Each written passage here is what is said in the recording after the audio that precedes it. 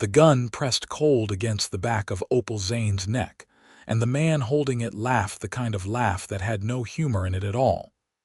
"You were told," Deputy Clyde Rudder said, his voice like gravel scraping against bone. "You were told twice. Women like you don't last out here. Eastern women. Soft women. Women who think they can just walk into Redemption Creek and take what belongs to others." Opal did not move. She kept her hands raised, her fingers spread wide, the deed to her father's land crumpled inside her left fist. Around her, the main street of Redemption Creek, Texas, was entirely still. It was 1882, and the afternoon sun was the kind of brutal that made everything shimmer at the edges like the world itself was about to catch fire. Not a single soul stepped forward, not the woman sweeping her porch. Not the two men leaning against the post outside the general store, not one person in this town that she had ridden 300 miles to reach. "Put that away, Clyde." The voice came from the direction of the sheriff's office. Low, certain, not raised, not hurried. But it landed in the silence of that street like a stone dropped into still water, and everything rippled. Clyde turned his head, and Opal felt the pressure of the gun ease just slightly. She did not waste the opportunity. She stepped forward, turned around, and placed herself between Clyde Rudder and whatever was coming. What was coming was Xavier Quill. He walked with the kind of unhurried purpose that men who had nothing left to fear walked with. He was broad in the shoulder and lean through the jaw, with dark eyes that caught the sunlight and gave nothing back. The sheriff's star on his chest caught the afternoon light and threw a small, bright flash across the dust of the street. He was not drawing his weapon. He did not need to. Something about the way he moved made drawing unnecessary. "She doesn't belong here," Clyde said, and now there was something uncertain beneath the bluster. "She came here stirring trouble. The Harker family, Clyde." Just the name, just the one word, and Clyde stopped talking. Xavier reached Opal and stood just slightly in front of her, not blocking her, not dismissing her, but placing his body between her and the gun in a way that felt ancient and instinctive. He looked at her then, just briefly, and she saw something move across his face that she would not be able to name until much later. Then he looked back at Clyde. "Put it down," Xavier said. "Now." Clyde holstered the weapon. His face had gone the color of old chalk. "This isn't finished," Clyde said. "No," Xavier agreed. "It isn't, but you're done for today." When Clyde walked away and the street breathed again and Opal finally let herself breathe too, Xavier turned to look at her fully. She was trembling, not from fear exactly. From the sheer accumulated weight of everything that had led her to this moment. She had been told in St. Louis that she was foolish. She had been told in Fort Worth that she should turn around. She had been told in 3 different towns along the way that the West had no patience for women who did not know their place. She lifted her chin. Xavier Quill looked at her, and something in his expression shifted from assessment to something quieter and more complicated. "You have somewhere to be?" he asked. "I have land," she said. "My father's land, and I have a deed." He studied her for a long moment. Then he said quietly, so that only she could hear it, "You belong right here, miss, and no one's going to tell you different while I'm wearing this star." She had not expected to cry. She had not cried in 800 miles. But something about those words, delivered so simply, so without performance or condition, made her eyes sting in a way that she absolutely refused to give into. "Not in this street. Not in front of these people." She nodded once. He nodded back, and that was how it began. Opal Zane had not always been the kind of woman who rode toward trouble. There had been a time, not so many years ago, when she had been the kind of woman who arranged flowers in a parlor in St. Louis and attended church on Sundays and smiled at all the right moments for all the right people. She had been raised by her mother, Catherine Zane, to be the kind of woman who survived by being invisible in polite company, gracious in difficult company, and silent in all the spaces in between. Her father, Opal Zane, had been different. Edmund had been a geologist, a surveyor, a man who spent more time reading topographical maps than newspapers. He had gone west in 1874 when Opal was 16 to survey land near the Texas Hill Country. He had written letters for 4 years. Then the letters had stopped. Then, 2 years after the letters stopped, a lawyer in St. Louis had appeared at their door with a document in a brown envelope, and the news that Opal Zane had died of a fever in a town called Redemption Creek, and that he had left behind approximately 400 acres of surveyed land in the hill country south of that town. He had left it to Opal. Not to her mother, who had remarried by then and had no interest in the West. To Opal, her mother had called it a curse. Her mother's new husband, Gerald Marsh, who was a banker with small eyes and large opinions, had suggested that the land should be sold immediately and the proceeds divided sensibly. He had said that the West was no place for a young woman. He had said it the way men said things they expected to end the conversation. He had not known Opal very well. She had spent 2 years after her father's death learning everything she could. She had read books on land law. She had read accounts of the hill country. She had saved money from the small inheritance her grandmother had left her. She had purchased a horse, a good sturdy bay mare she named Clara, and she had learned to ride properly, not the gentle side saddle riding of parlor society, but the real riding, the riding that covered ground. She had bought a rifle and learned to use it. She had purchased clothes that were practical. She had said goodbye to her mother, who had wept and called her reckless, and she had said nothing at all to Gerald Marsh, because he had never deserved her words. She had ridden west in the spring of 1882. She was 24 years old. The road had not been kind. It had been exactly as hard as she had expected, and in several additional ways that she had not. She had been overcharged at inns. She had been followed on the road outside Fort Worth by 2 men, who lost interest only when she produced the rifle from her saddle pack with a calm that surprised even her. She had been told, repeatedly, by people who seemed to think their opinions had been requested, that she was going the wrong direction, that she was making a mistake, that the West ate women like her alive. What she had not encountered until Redemption Creek was a man with a gun at her neck in the middle of a public street. Clyde Rudder, she learned later, worked for a man named Harlan Harker.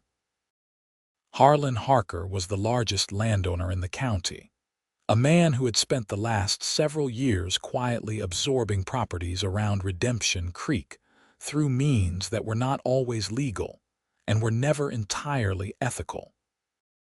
The Zane land, with its good water access and its position in the valley, was something Harker had wanted for 3 years.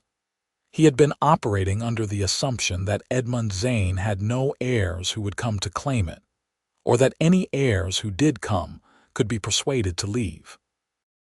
Opal had not come to be persuaded.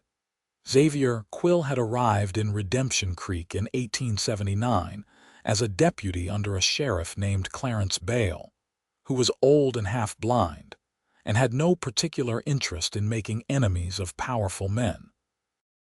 When Bale retired in 1880, Xavier had run for the office and won, not because he was popular exactly, but because people in Redemption Creek could see the difference between a man who served the law and a man who was merely decorated by it. He was 31 years old. He had come from Kansas originally, from a family that had farmed and lost and farmed again, and eventually scattered to the 4 directions. He had drifted south looking for work, and had found, to his own mild surprise, that he was genuinely good at the business of keeping order. He was also, under the calm exterior, deeply tired, not tired in the physical sense.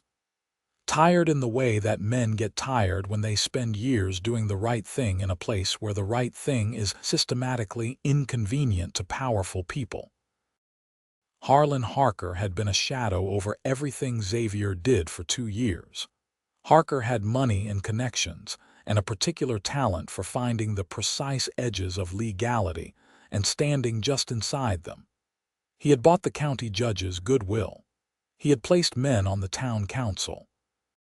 He had tried twice to have Xavier removed from the sheriff's office, and both times had failed only because Xavier was fastidiously careful to give no one a legal reason. When Opal Zane rode into Redemption Creek on her bay mare on a Tuesday morning in June of 1882, Xavier was in the middle of one of the longest, quietest, most grinding battles of his professional life. He was also, if he was honest with himself, lonely in a way that had calcified so gradually he had almost stopped noticing it. He noticed when he saw her.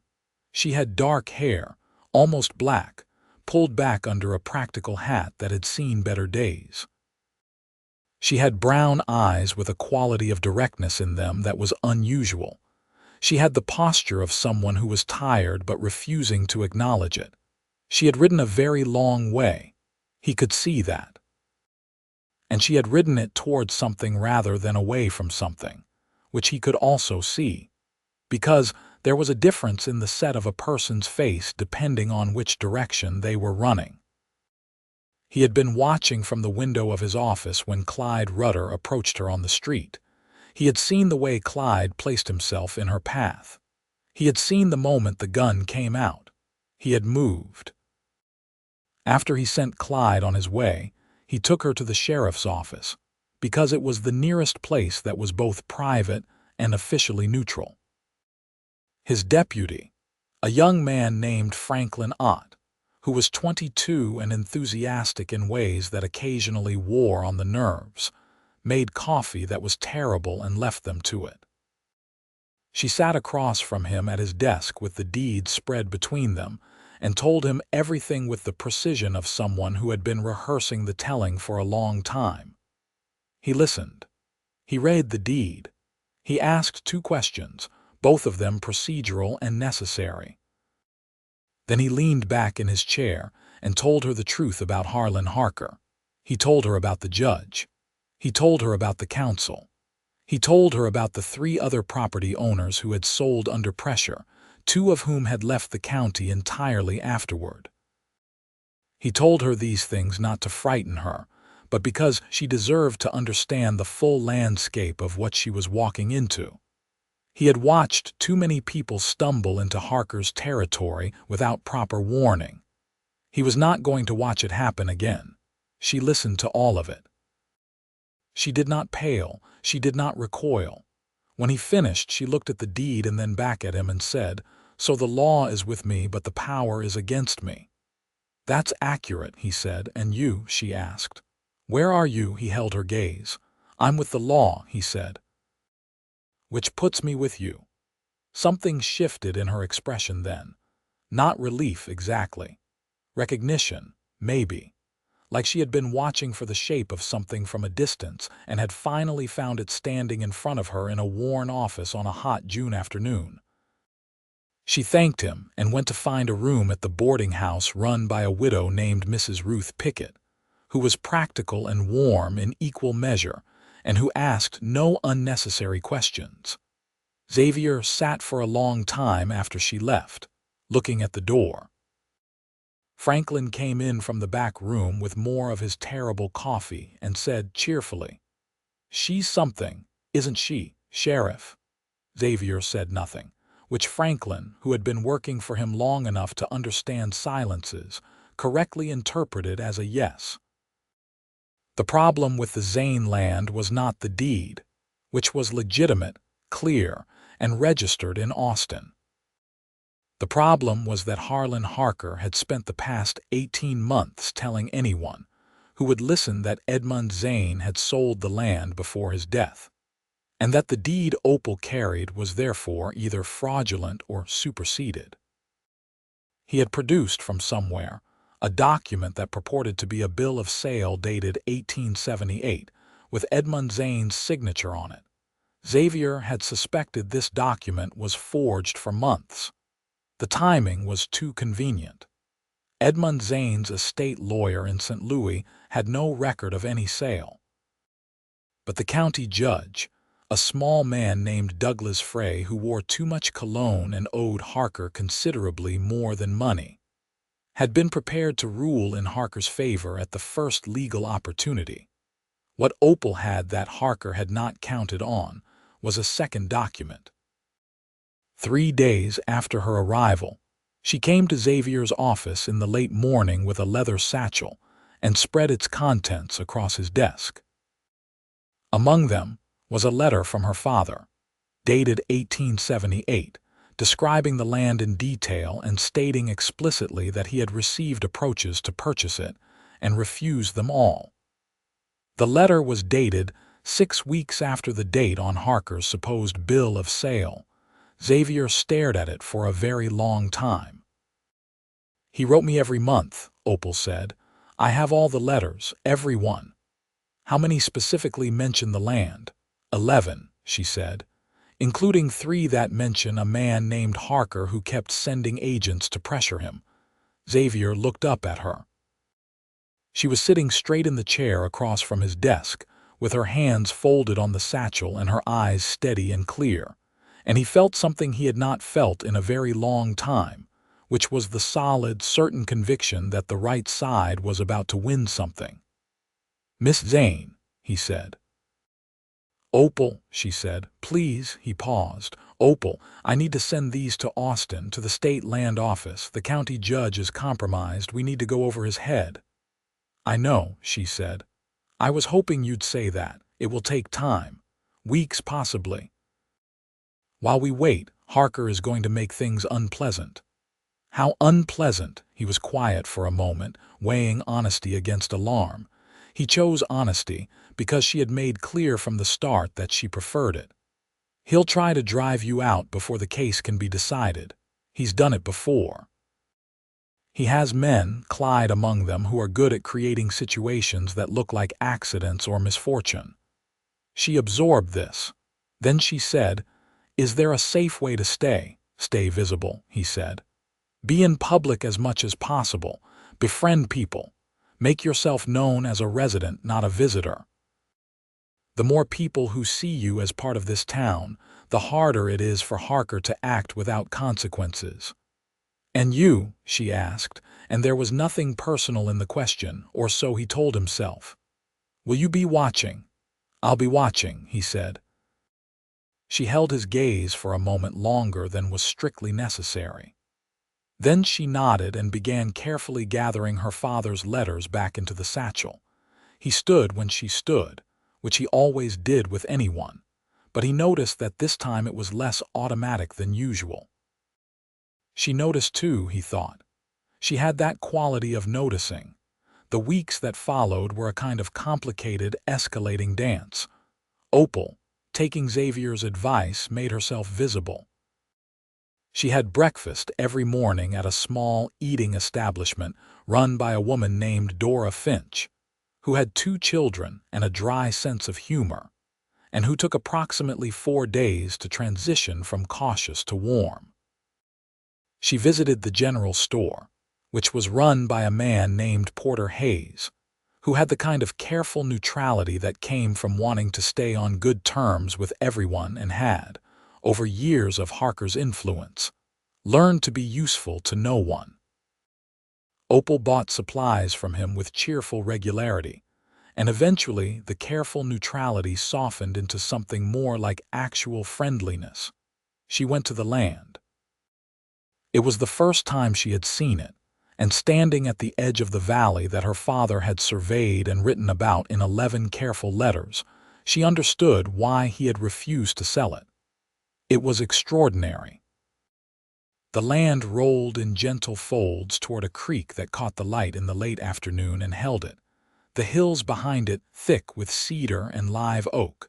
The valley floor rich with the deep, particular green of well-watered soil. Her father had loved this place. She could feel it in the way the land sat, as though it had been tended not by hands but by attention. She sat on a flat rock by the creek for a long time, alone.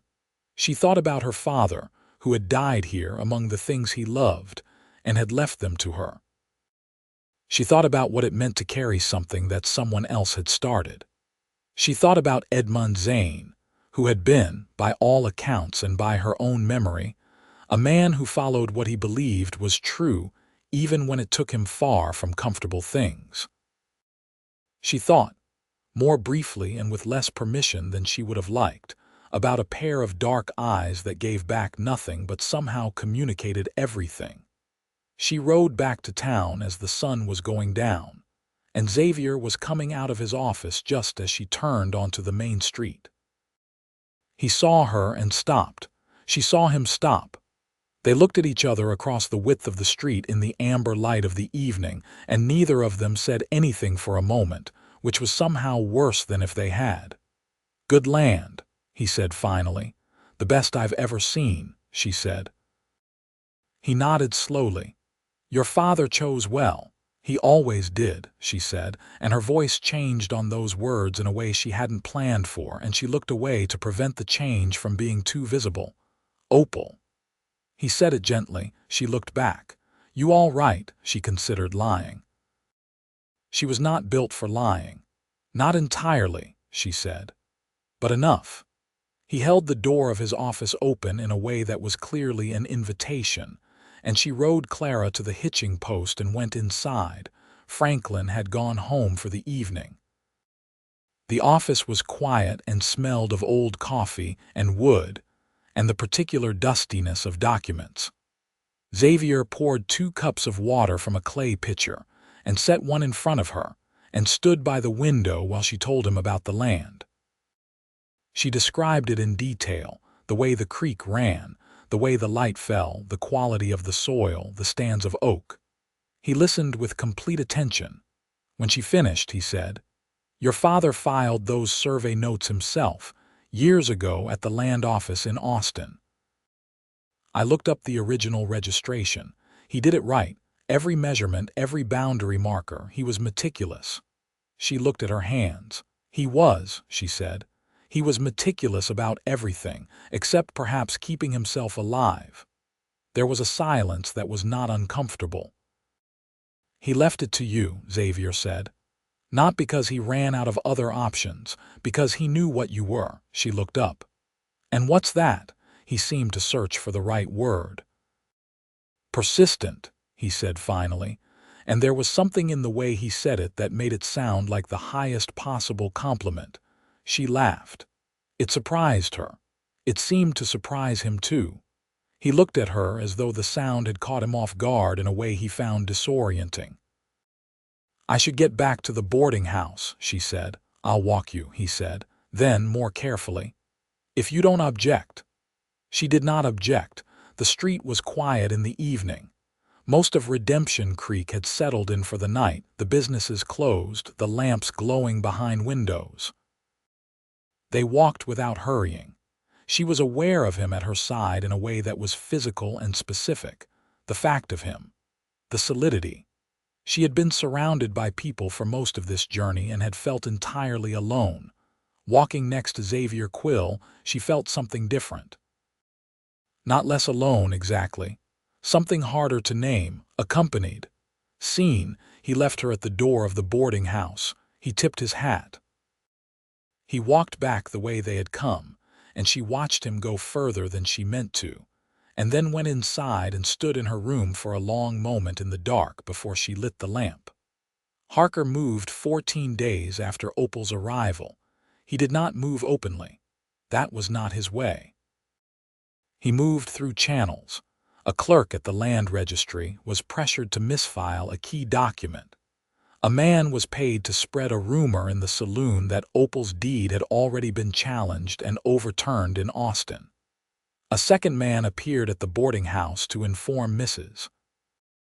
Pickett that housing Opal Zane was a business decision she might want to reconsider. Mrs. Pickett informed this second man, with perfect composure, that she had been running her establishment since 1871 and did not require business advice from men who smelled of cheap whiskey at 10 in the morning, and she showed him the door. She then went to Opal's room, knocked, and told her what had happened. Opal was at Xavier's office within the hour. She walked in without knocking because the door was open and because she had passed the point of formal distances. Xavier was at his desk with a stack of papers that he put down the moment she appeared. He read her face. "What happened?" he said. She told him. She was calm and organized and gave him the details in the order they had occurred. He listened with the particular quality of attention he had, which was complete and gave no indication of what he was thinking until he was finished thinking it.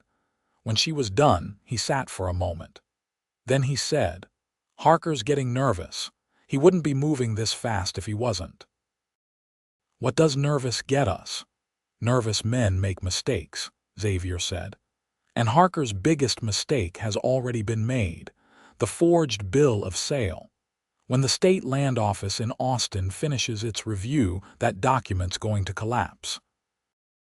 I sent 3 of your father's letters with my own testimony. The dating contradicts it beyond argument. How much longer?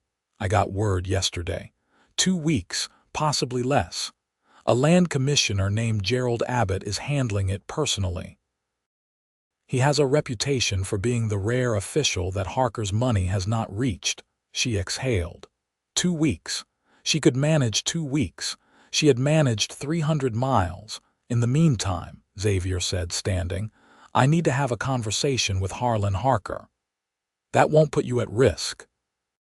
He looked at her, and something in the look was gentle in a way that was completely at odds with the steady, hard quality he carried most of the time. "I'm the sheriff," he said. "Having conversations with prominent citizens is part of the position. As long as I do it correctly, it's not a risk. It's a message." She watched him put on his hat. It was an unremarkable hat, dark and slightly worn, but it suited him.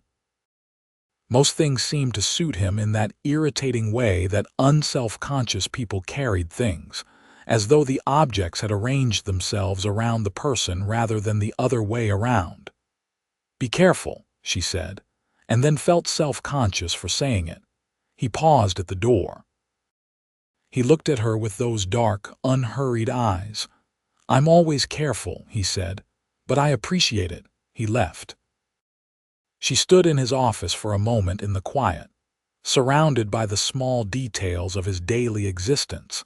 The stacked papers, the 2 worn chairs, the rifle on the wall, the map of the county pinned above the desk with notations in a handwriting she was beginning to recognize. She turned and went back to the boarding house, and she did not examine too carefully what she was feeling, because she had 2 weeks to get through and feelings were not going to help with that. Harlan Harker was not what she had expected. She had expected something large and loud and obviously threatening. Harker was none of these things. He was in his 50s, medium height, with silver hair and the kind of smooth, unhurried manner that wealthy men cultivated over years of not needing to hurry. He had a ranch south of town, large and well-maintained, and he was, by all appearances, a respectable and established member of the community. He attended church. He donated to the school. He was also the man who had forged a dead man's signature to steal his daughter's inheritance. She encountered him for the first time at the general store, 4 days after her arrival. He came in while she was selecting fabric, and Porter Hayes went very still behind the counter in the particular way that people went still around power. They hadn't chosen to serve, but had learned not to resist. Harker looked at her with the careful, assessing gaze of a man who was accustomed to quickly understanding what things were worth and what they would cost. "Miss Zane," he said pleasantly, "I've heard a great deal about you." "I would imagine so," she said. "I hope your arrival hasn't been too uncomfortable." Redemption Creek is a wonderful town, but it can be rough around the edges for newcomers. He smiled. It was a practiced smile, warm without warmth in it. I actually came hoping to find you. I'd like to extend an invitation to you to visit my ranch, to discuss the land matter. I think we might find a resolution that benefits everyone. She looked at him steadily. My understanding is that the land matter is currently being reviewed by the State Land Office in Austin. I wouldn't want to discuss it outside that process. The smile stayed in place. The eyes did not change. Of course. But these processes can take time, and in the meantime there are practical considerations. The land is sitting idle. I have workers, equipment, resources. The kind of resources that a single woman establishing herself in an unfamiliar territory might find very useful as trading material. She understood perfectly what he was saying. He was offering to make her life easier in exchange for the land. He was doing it pleasantly, and with the calm confidence of a man who had made similar offers before and watched people accept them, because the alternative had been made to look too hard. "Mr. Harker," she said, and her voice was perfectly pleasant too, "my father refused every approach you made to him for 4 years. He refused them because the land was not for sale. It still isn't. Have a good afternoon." She paid for her fabric and left. She could feel his eyes on her back until the door closed. She told Xavier about the encounter that evening. He was not surprised. "He's trying to read you," Xavier said. "Determine how much pressure is required." "He won't find a number," she said. He looked at her, and again there was that quality she was beginning to recognize, that careful, close attention that felt like being genuinely seen. "No," he said quietly. "I don't think he will." There was a pause in which the evening light came through the window of the office and laid itself across the space between them in a way that felt significant, which was ridiculous, and she chose to ignore it. "Did you talk to him?" she asked. "I did. This morning." "And?" Xavier was quiet for a moment, choosing words. He was polite. He denied any involvement with Clyde's behavior on the street. He said he was certain any misunderstanding about the property would be resolved through proper channels. He paused. He also made a point of mentioning that the previous county sheriff, before my time, had been a very reasonable man. She understood the implication. He was suggesting you should also be reasonable. He was. I told him that I was, in fact, very reasonable. That I found it entirely reasonable that a legitimate deed should be honored, and that any forged documentation should result in the criminal prosecution of whoever produced it. How did he take that? He was still smiling when I left, Xavier said. Men like Harker don't stop smiling. But his hands were very still. When men like that go very still, they're calculating. "So we're careful." "We're careful," he agreed. The "we" landed between them without comment, but she heard it. She heard it the same way she was beginning to hear all the small words he said, with a second listening beneath the first that was paying attention to different things than the surface information. She was not sure yet what to do with what that second listening was finding. She was sure that she was glad he was here. She was sure that whatever this was, she had not expected it, and it had nothing to do with safety or strategy. It had to do with the specific fact of him, the way he thought, the way he held his silences, the way he had said she belonged here when she had needed to hear it from someone who meant it. That night at the boarding house, lying awake listening to the wind work its way through the eaves, she thought about her father. She thought about what it meant to find a place that was yours, not by birth or convenience, but by choice and love and the willingness to fight for it. Opal Zane had found it in this valley. He had found it, and he had not let go of it, and he had left it to her. She fell asleep thinking about a flat rock by a creek in a valley that caught the afternoon light and held it. 11 days after she arrived in Redemption Creek, Someone set fire to the hay barn at the edge of town. The fire started near midnight and was caught quickly because Franklin Ott, who had taken to sleeping at the jailhouse during periods of tension, smelled the smoke and raised the alarm. By the time people got to it, the barn was burning in earnest but had not spread, and it was put out by a combination of bucket lines and the kind of organized, furious energy that a town generates when it's frightened. No one was hurt. The barn was a partial loss. Xavier found the origin point of the fire within the hour. It had started from an accelerant oil of some kind, poured deliberately in two locations. It was not a lantern accident. It was set. He also found, near the back wall of the barn, a piece of cloth that had been torn from someone's jacket. It was a distinctive weave, heavy wool with a red stripe. Franklin Ott, who had been in Redemption Creek longer than Xavier, recognized it immediately. "That's from a jacket Clyde Rutter was wearing last Tuesday," Franklin said. "I noticed it because the stripe is unusual." Xavier looked at the scrap of cloth for a long moment. "Get some sleep, Franklin. Are you going after him tonight?" "No," Xavier said. "Not tonight." He went instead to the boarding house, because there was a light in Opal's window, and he needed to know she had not been frightened into making a wrong decision. Mrs. Pickett, who had remarkable good judgment about when circumstances superseded convention, answered the door without comment and showed him to the small front parlor. Opal came down in 2 minutes. She was fully dressed, which told him she had been awake. Her hair was down, which told him she had at least been lying down, and the sight of her hair down and loose, long and dark around her shoulders, did something to his concentration that he sternly set aside. "The fire," she said, "under control. No one hurt," she exhaled. "Harker." "Almost certainly through Clyde.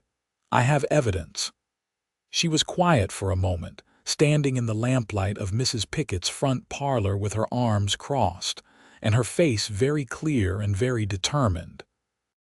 She was, he thought, one of the most remarkable people he had ever encountered, which was a thought he had been having with increasing frequency and with decreasing ability to dismiss it. "He's escalating," she said. "Yes."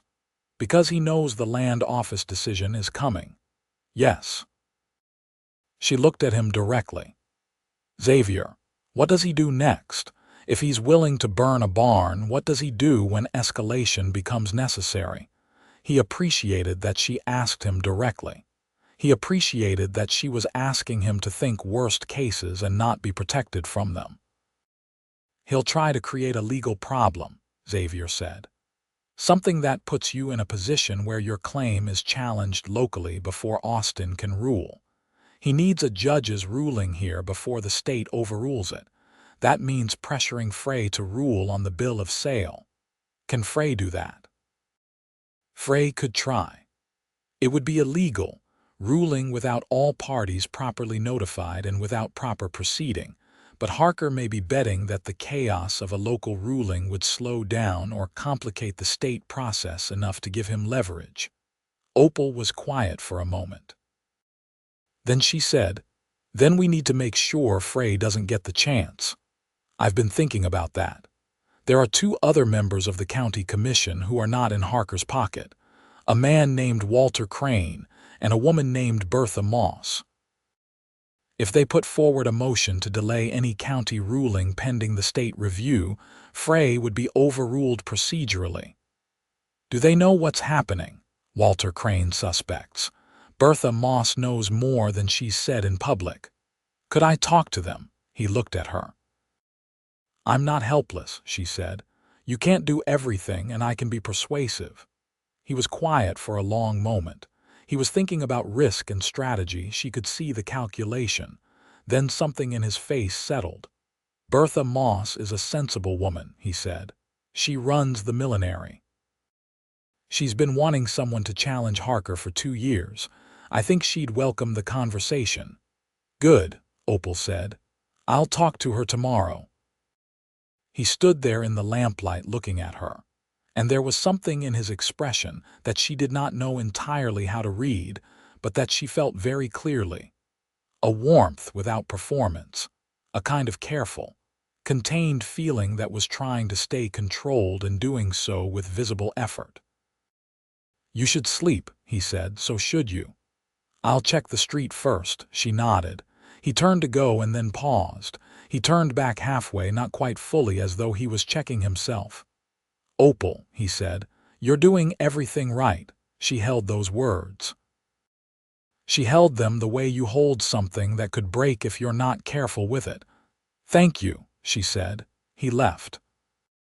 Bertha Moss was 63 years old, built like a woman who had carried heavy things for a long time and stopped apologizing for the muscle it had built. And she had opinions that she delivered with the efficiency of someone who had learned that politeness was frequently used as a tool of suppression. She listened to Opal for 15 minutes in the back room of the millinery, surrounded by hat frames and lengths of ribbon, and then she said, "Young woman, I have been waiting for someone to walk in here with the spine to put this on the table for 2 years. Opal asked her about Walter Crane. "Walter's a good man with a cautious disposition," Bertha said. "He's afraid of Harker's money. He needs to be more afraid of something else." "What kind of something else?" Bertha's eyes were sharp and clear and pleased. "The kind that has a state investigation attached to it. If Harker goes down on a forgery charge, which he will, anyone who is helping him goes down too. Walter understands business. Show him the business case." She was right. Opal met with Walter Crane that afternoon in the small law office he kept near the telegraph station. She showed him the letters. She showed him the dates. She showed him the clear, logical line from Harker's document to the forgery that had created it. Walter Crane looked at everything twice and then asked 4 very good questions, and then sat for a long time in silence. "If I move to delay the county ruling," he said, "I need Bertha's second."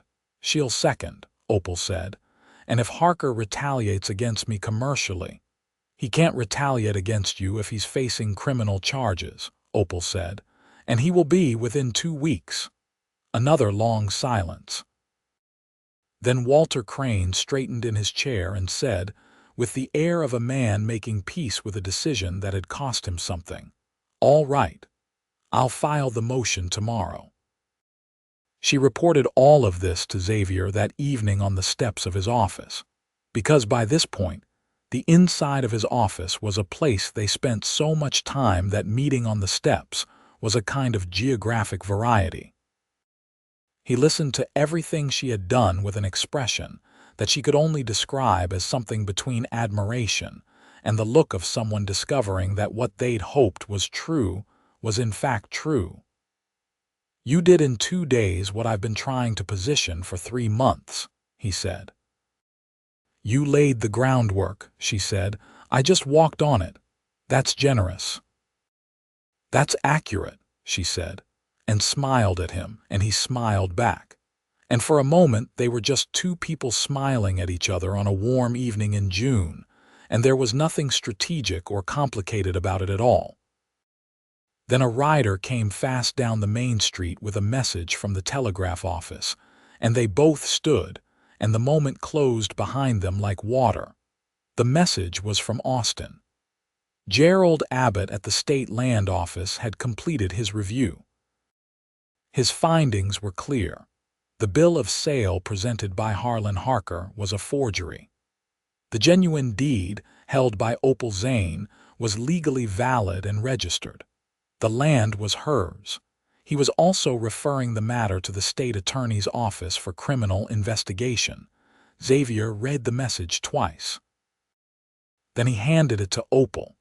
She read it standing on the steps of the sheriff's office with the evening light coming in long and golden from the west, and she read it twice too, and then she stood very still. Her father's land was hers. She had known it would be.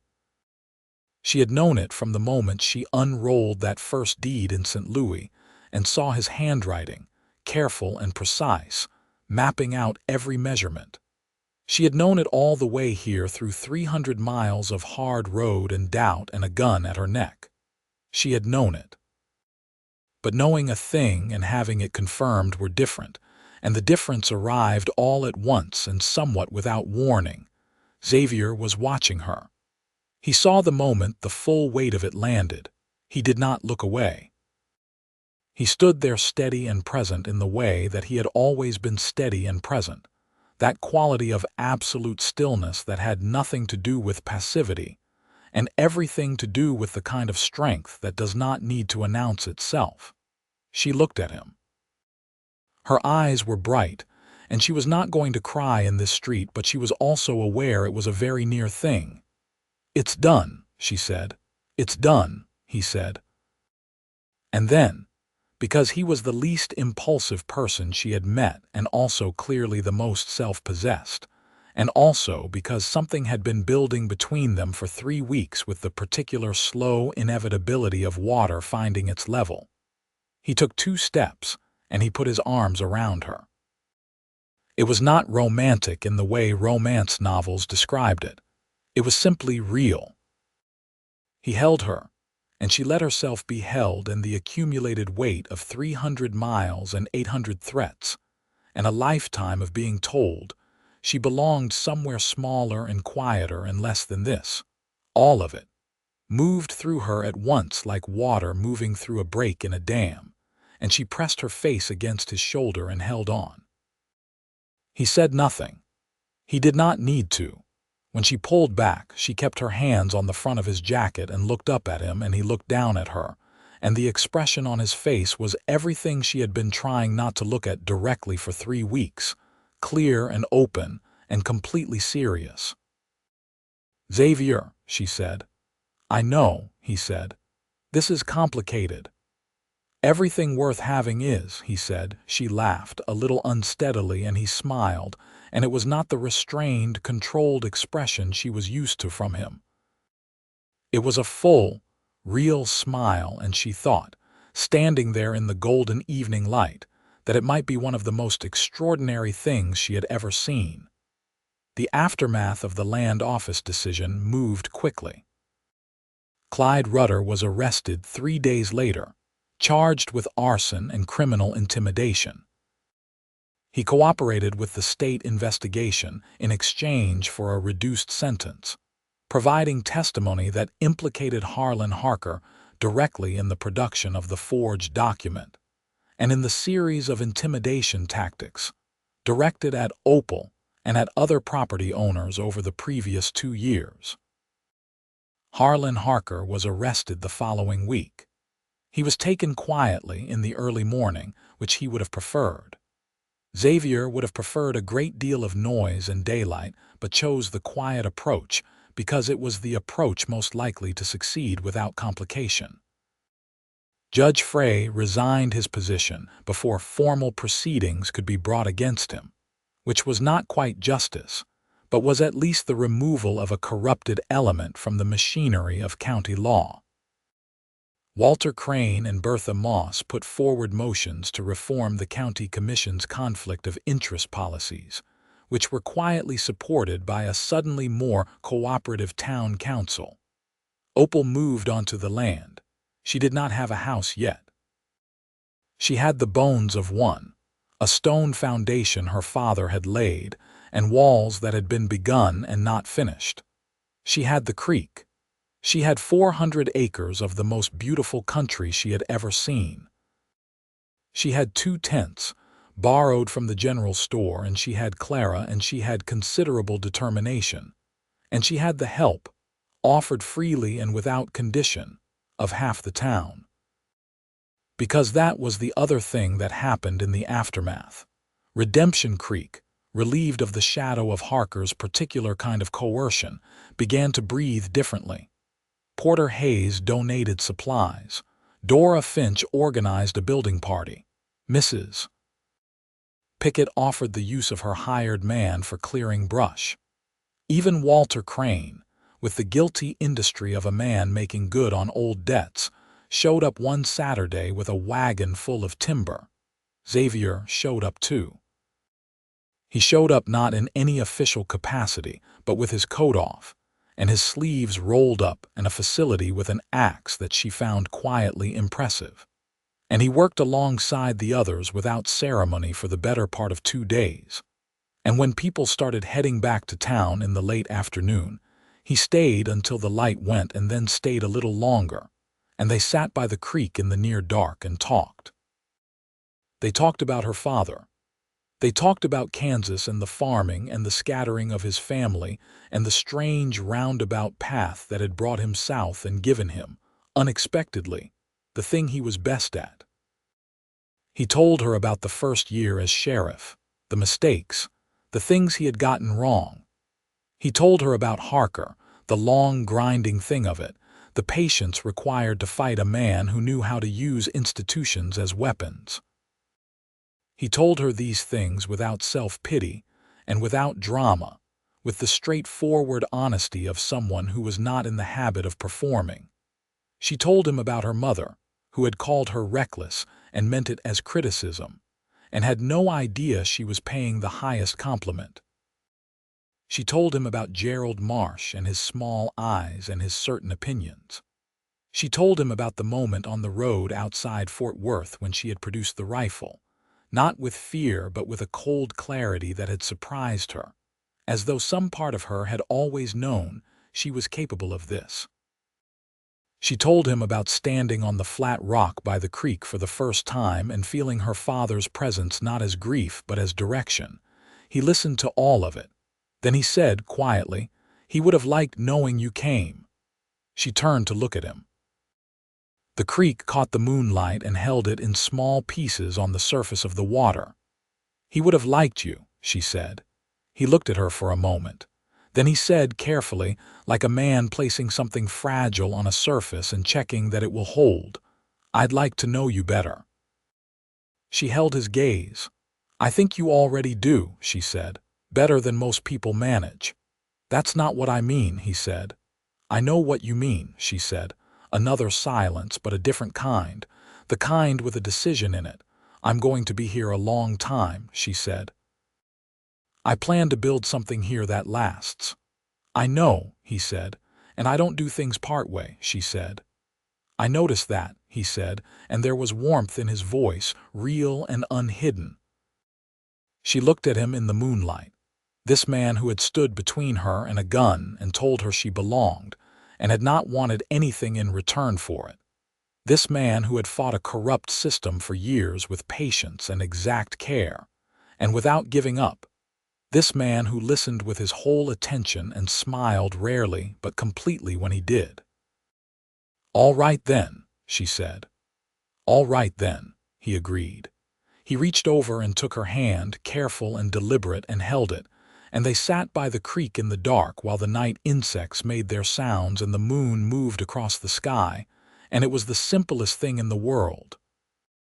The next months were the most productive and happiest of Opal Zane's life, which she recognized was a high bar to clear, given that she had spent those months in a half-finished house in the Texas Hill Country, while simultaneously managing a land dispute, supervising construction, learning cattle, and falling completely and irrevocably in love. The house went up through the summer. By August it had walls and a roof. By October it had floors and windows, the glass ordered from Austin at considerable expense and arrived without breaking, which Opal considered a positive omen. The inside was simple and clean. A main room, a kitchen, 2 bedrooms, a porch facing east to catch the morning light. She planted a kitchen garden. She bought 3 cattle and learned, with substantial help from Dora Finch's brother, who ran a small operation nearby, the basics of what she would need to know.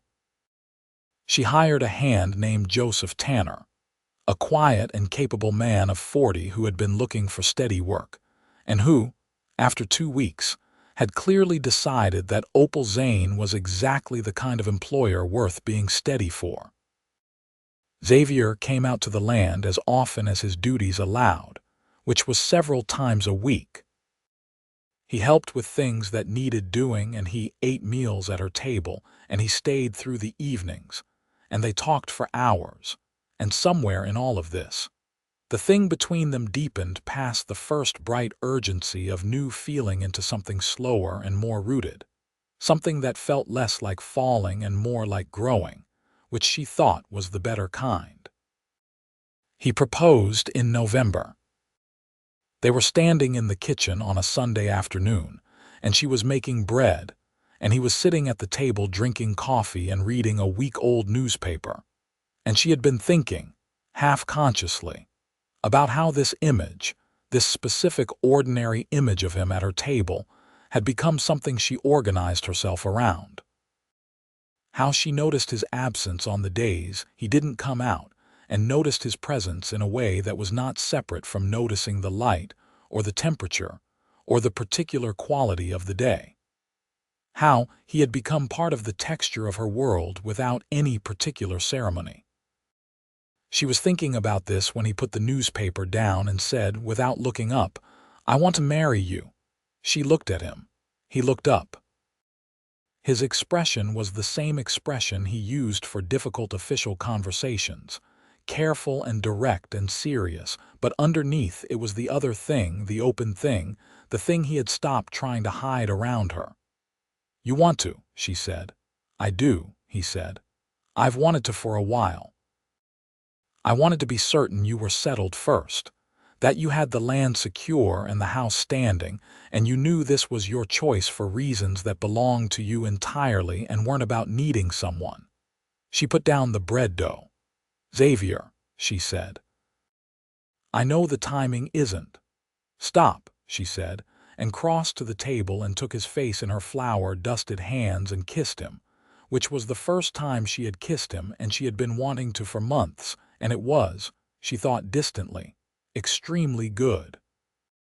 When she pulled back, he looked at her with the expression of a man who had been prepared for several possible responses and had not prepared for this exact one. "Yes," she said. He put his hands over hers, still held against his face. "Yes," he said back and smiled. And she kissed him again because the smile was so completely his, and she had never been in love before, and she found she did not want to be reasonable about it. They married in December, in the church on Redemption Creek's Main Street, on a clear cold day with a sky so blue it looked painted. Bertha Moss made Opal's dress, which was a practical and lovely cream-colored wool, warm enough for the weather. Dora Finch cried, which was touching.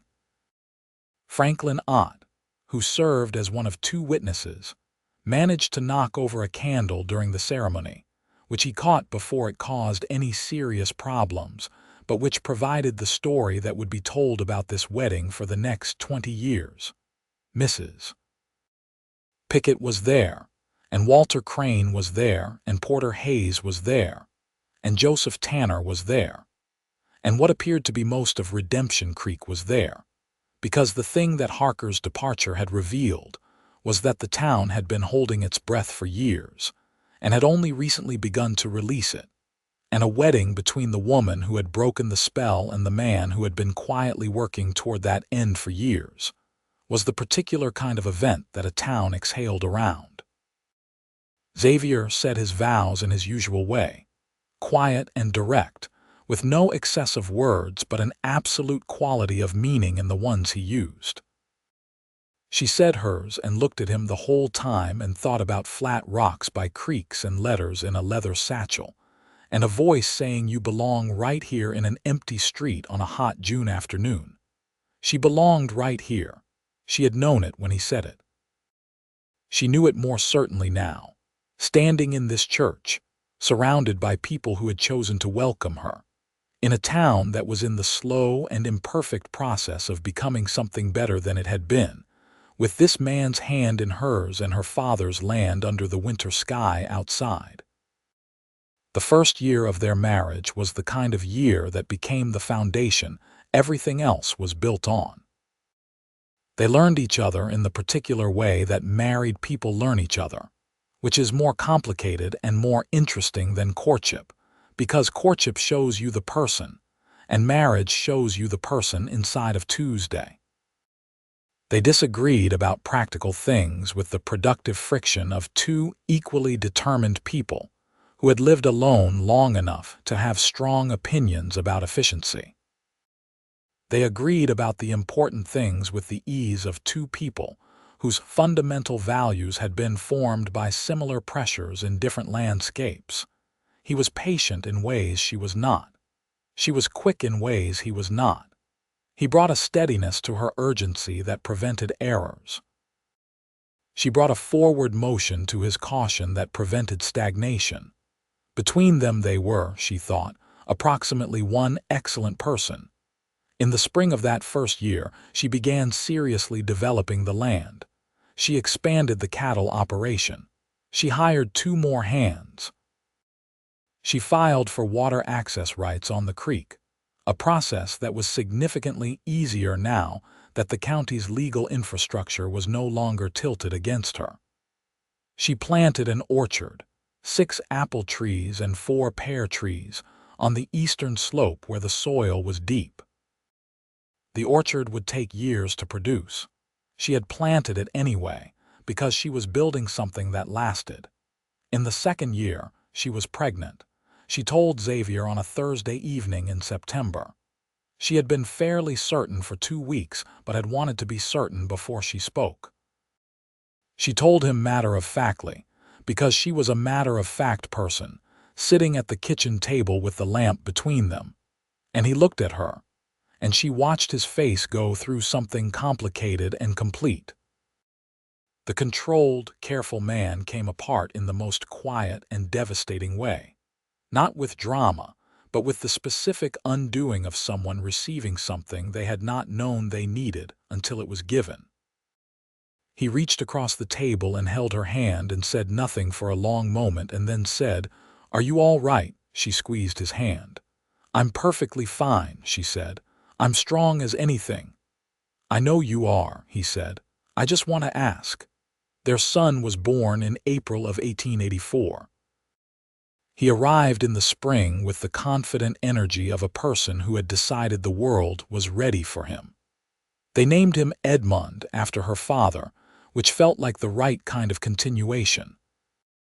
He had Xavier's dark eyes and her general insistence on being heard, which produced a combination of qualities that kept them both very busy and very entertained. Redemption Creek continued to change. The state investigation of Harlan Harker concluded with a conviction on forgery and fraud charges. He lost the ranch, which was divided and sold.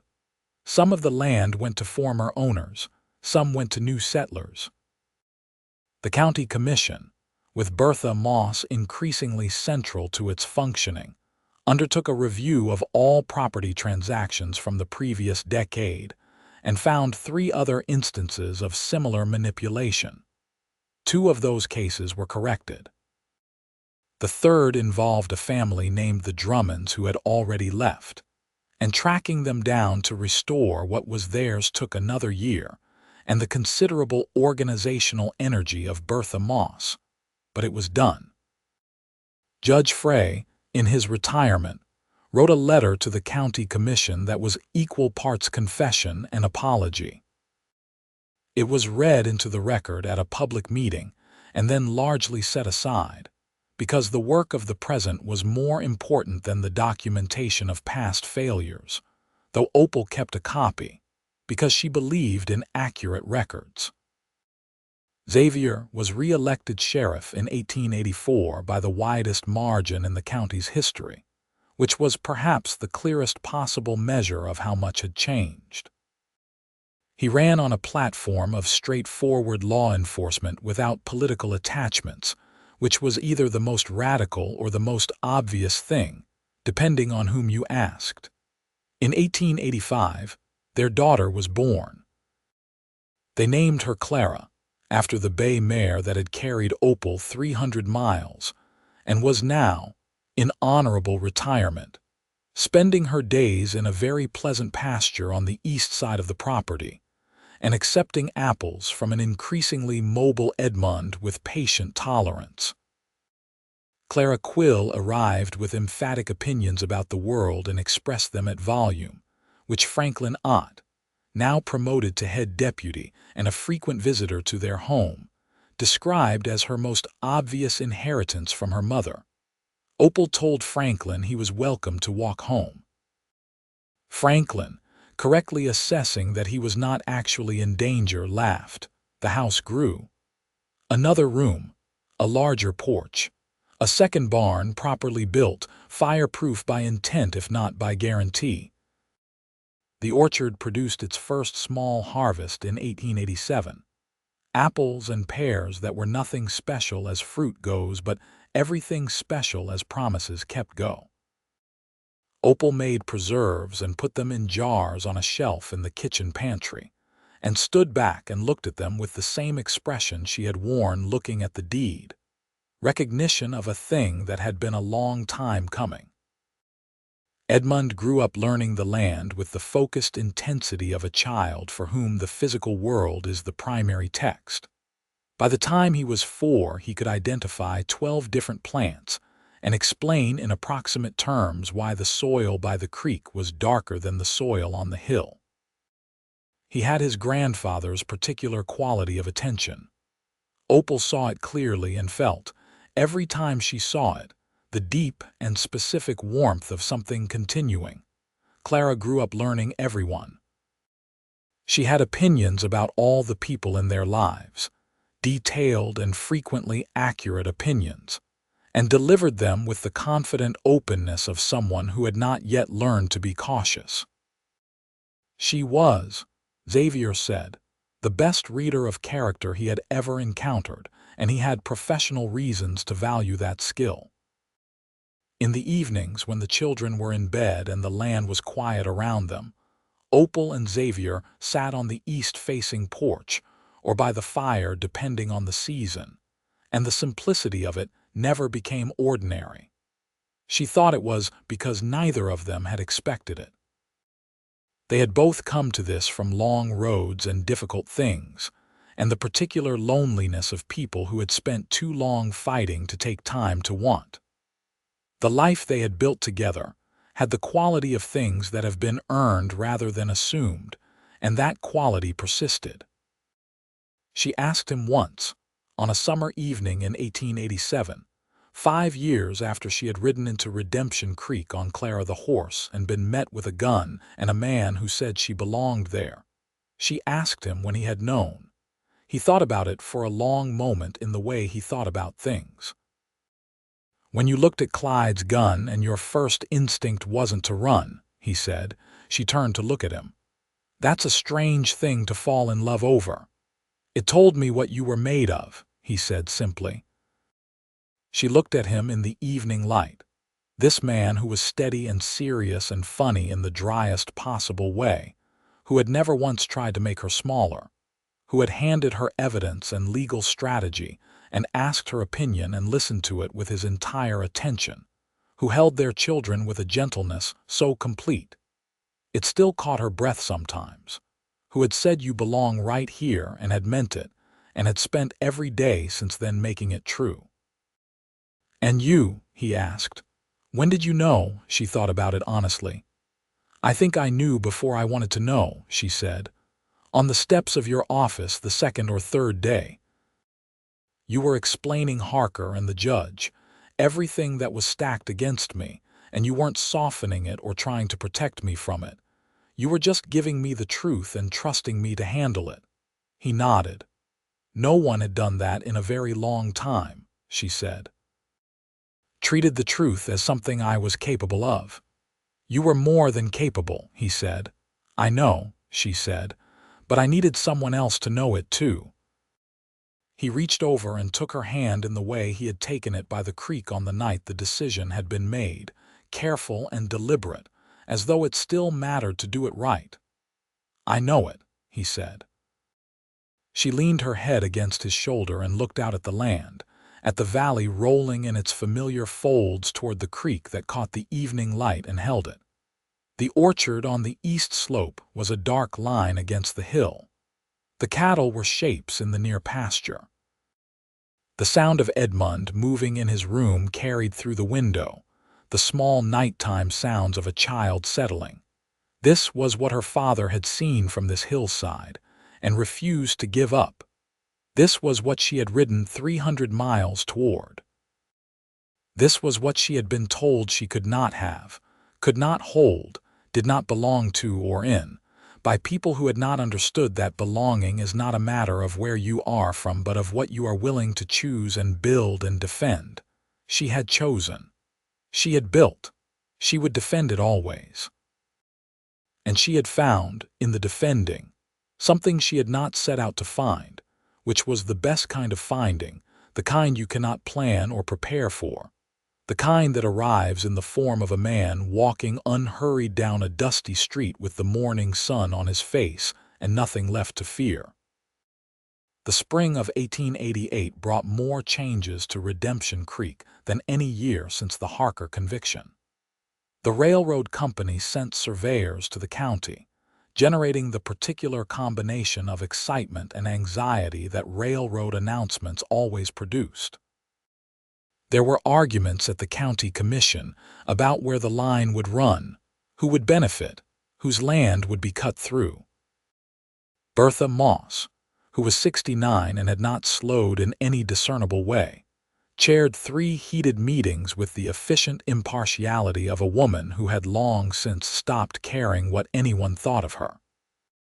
Xavier navigated the railroad politics with his usual careful attention, making certain that the legal rights of small landowners were not subordinated to the interests of the railroad company, which had its own team of well-dressed lawyers and a great deal of institutional confidence that they could simply decide things. They discovered that Redemption Creek sheriff was the kind of official who read contracts very carefully and asked questions about sections that other officials were expected not to read carefully. The lawyers found this irritating. Xavier found their irritation instructive. Opal was involved too. The railroad right-of-way question affected 2 of her neighbors, including Dora Finch's brother, whose property bordered the proposed route. She spent 3 weeks learning more about eminent domain law and property rights than she had expected to, which she found genuinely interesting in addition to useful. She wrote a letter to the Austin newspaper that was published in its entirety and cited in 2 subsequent county commission meetings as providing the clearest lay explanation of the relevant property rights issues.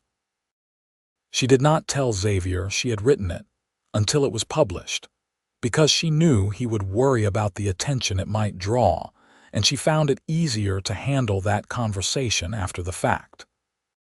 He read it at the kitchen table on a Friday morning and looked up at her with the expression she particularly liked, the one that was openly proud and slightly amused. "You could have told me," he said. "You would have worried." "I still worried. I just worried after it was already done." "That's a more efficient use of worry," she said.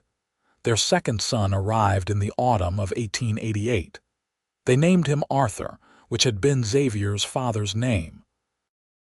Arthur Quill was born with the calm of a person who had decided the world was not as urgent as everyone suggested, which was entirely unlike either of his parents and seemed to be entirely his own. He watched Edmund's energetic explorations of the property with the patient tolerance of someone who has reached his own conclusions. He watched Clara's social operations with detached appreciation.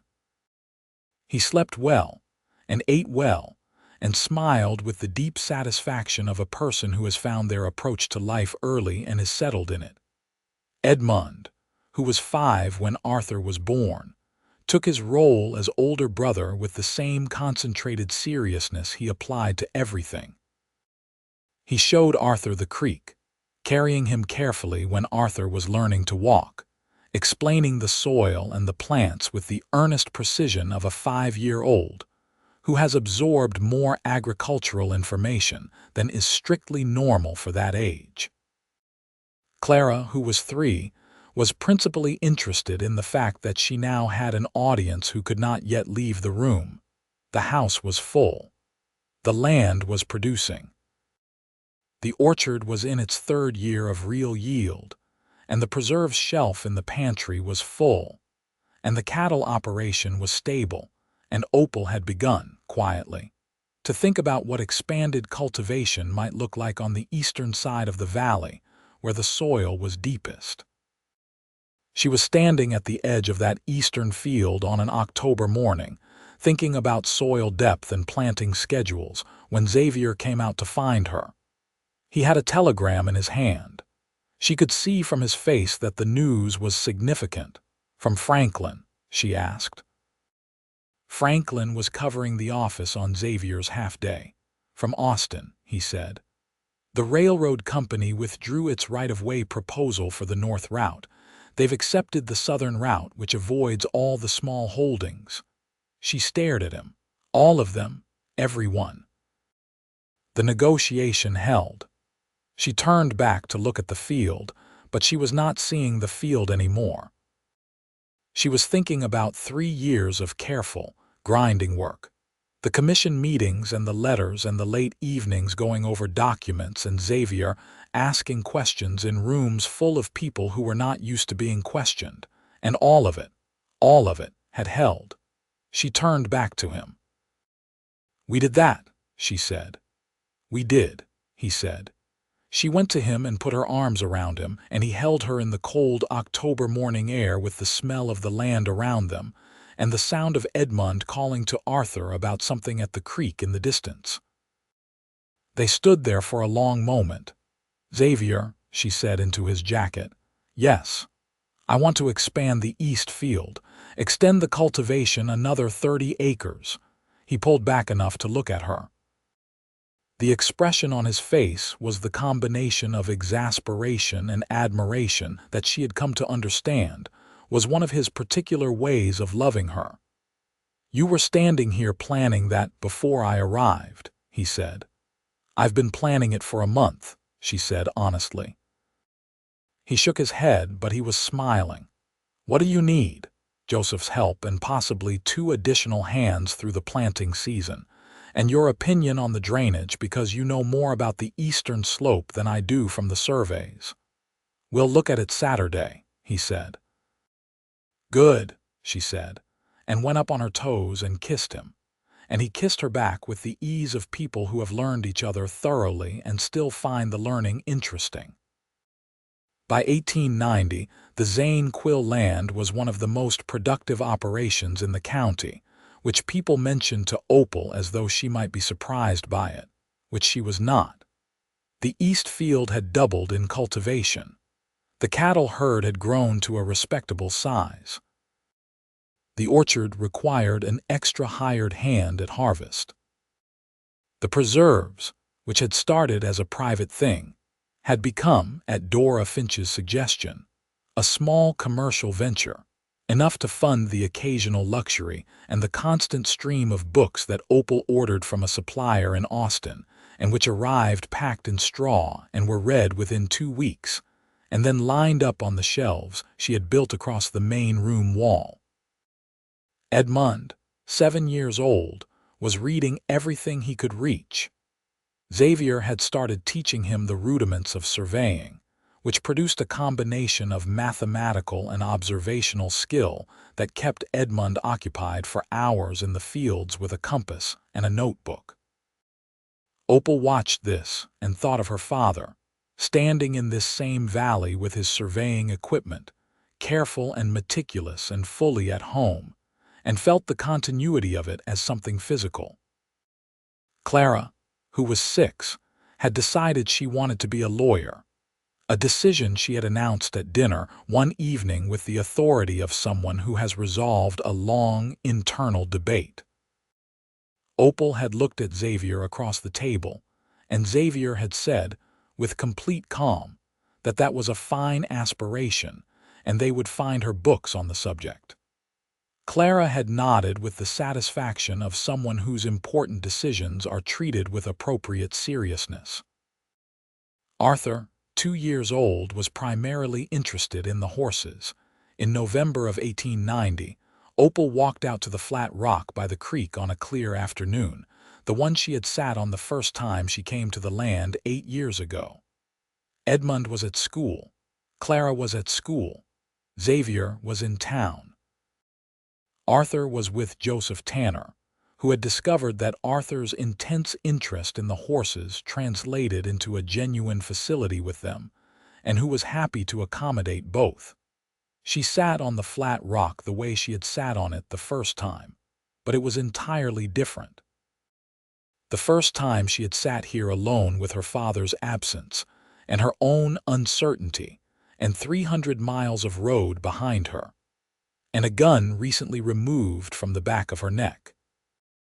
This time, she sat here with 8 years of building behind her and 3 children who called this valley home, and a man who had told her she belonged, and had never stopped acting as though that was simply, obviously true. The creek caught the afternoon light and held it. The cedars on the hill held the wind and released it in a sound that was somehow both wild and domestic, the sound of a place that was known. A kingfisher moved over the water and disappeared into the trees. She thought about her father. She thought about Opal Zane, who had come here with his surveying equipment and his careful attention and his complete inability to leave a beautiful thing behind, who had written 11 letters telling her about a valley, and a creek, and a quality of light, and a man named Harker who kept sending agents and whom he kept refusing, who had died of a fever in a town he loved and left it all to his daughter because he understood her better than anyone else in her life had managed to. She hoped he knew. She did not know exactly what she believed about what the dead knew or did not know, but she hoped he knew. She hoped he knew about the house and the orchard and the east field and the children and Xavier. She hoped he knew that she had come, that she had stayed, that she had built exactly what she had found his bones of, that his land was alive and producing and full of people who loved it. She hoped he knew she had been told she did not belong and had refused to believe it. She hoped he was proud. She sat by the creek in the afternoon light until the temperature dropped and the shadows came long across the valley. And then she got up and walked back across her land to her house, where there was bread to make and a fire to start and children coming home, and a man she loved who would come through the door in the early evening with his hat in his hand, and find her in the kitchen, and put his arms around her from behind and stand there for a moment just being still. She walked up the porch steps and opened the door and went inside. The kitchen was quiet and warm with the last of the afternoon light. The lamp was not yet lit. The shelf in the pantry held its rows of preserves, apple and pear and the quince she had tried this year, each jar sealed and labeled in her precise handwriting. The books were on their shelves. Edmund's notebook was on the table where he had left it that morning, open to a page of measurements. She stood in the middle of this room in this house, on this land, and looked at all of it, the specific, particular fullness of a life that had been built from the ground up by choice, and refused to be less than it was. She had been told she did not belong in the West. She had been told it with guns and legal manipulations and property fraud and social pressures, and the long casual dismissal of people who believed that women who came from parlors should stay in parlors. She had been told it by Clyde Rudder with steel at the back of her neck.